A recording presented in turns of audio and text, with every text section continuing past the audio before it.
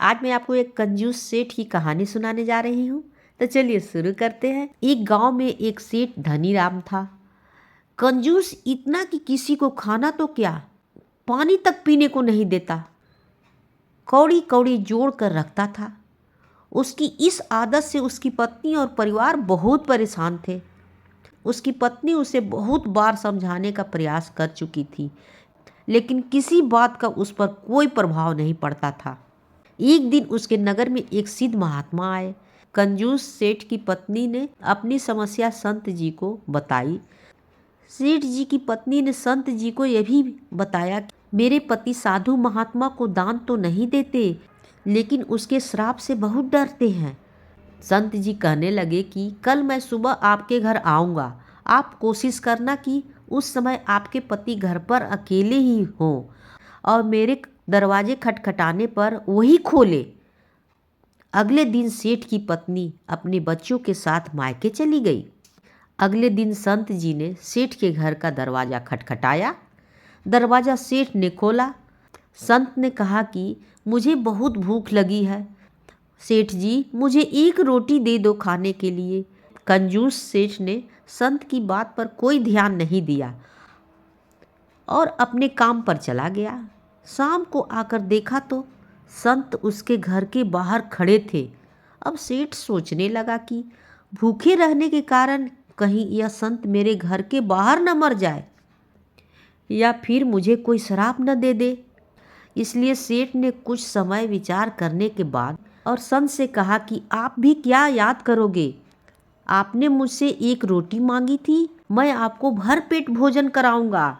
संत जी कहने लगे कि अब तो मैं भोजन नहीं करूंगा, अब तुम मुझे एक कुआं खुदवा दो। सेठ कहने लगा कि महाराज, बात तो एक रोटी की हुई थी, यह कुआं खुदवाने की बात कहाँ से आ गई। सेठ ने कुआं खुदवाने से इनकार कर दिया और अपने घर के अंदर चला गया। संत चुपचाप अगले दिन भी उसके घर के बाहर खड़े रहे। यह देखकर सेठ सोचने लगा कि अगर इसकी बात न मानी तो कहीं ये मेरे घर के सामने मर न जाए।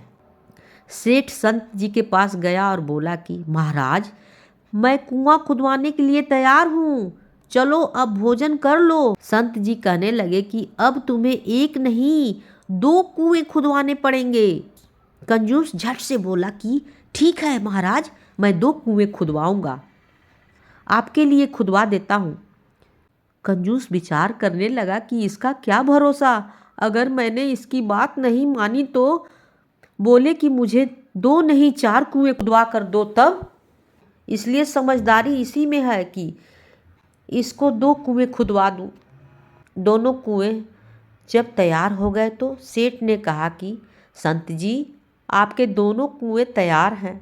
संत कहने लगे कि एक कुएं की जिम्मेदारी मैं तुमको सौंपता हूँ, जिसमें से सभी गांव वाले को जितना पानी चाहिए उतना भरने देना, लेकिन मेरे दूसरे कुएं में से कोई भी एक बूंद भी पानी न निकाल सके, इसका ध्यान रखना है। मैं कुछ दिनों के बाद आकर अपने दोनों कुएं तुमसे वापस ले लूँगा।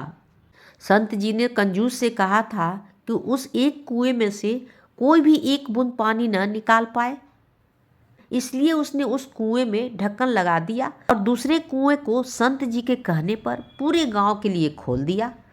गांव वाले जितनी ज़रूरत होती उस कुएं से पानी निकाल लेते।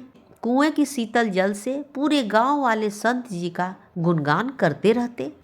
कुछ महीने बाद जब संत जी उस गांव में वापस आए तो सेठ से कहने लगे कि दूसरे कुएं से ढक्कन हटा दो। जब कुएं का ढक्कन हटाया गया तो एक तो उसमें पानी नहीं था, दूसरे उसमें दुर्गंध आ रही।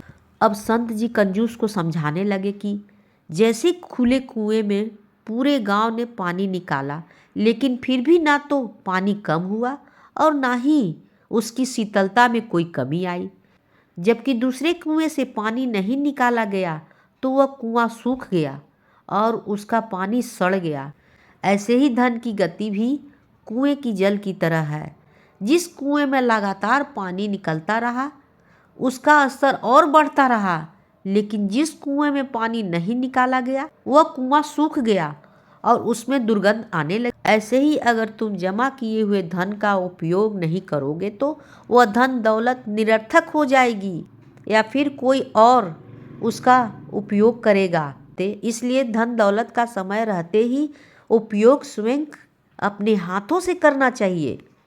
अब संत जी की बात सेठ धनीराम को अच्छे से समझ आ चुकी थी। अब उसने जीवन में कंजूसी करना छोड़ दिया और अपने परिवार के सुख सुविधा के लिए दान पुण्य में लगाना शुरू कर दिया, जिससे अब उसका परिवार भी खुश था। जरूरतमंद की वह मदद करता था, उसकी दुआएं भी खूब मिलती थी और वह हमेशा स्वस्थ रहता था।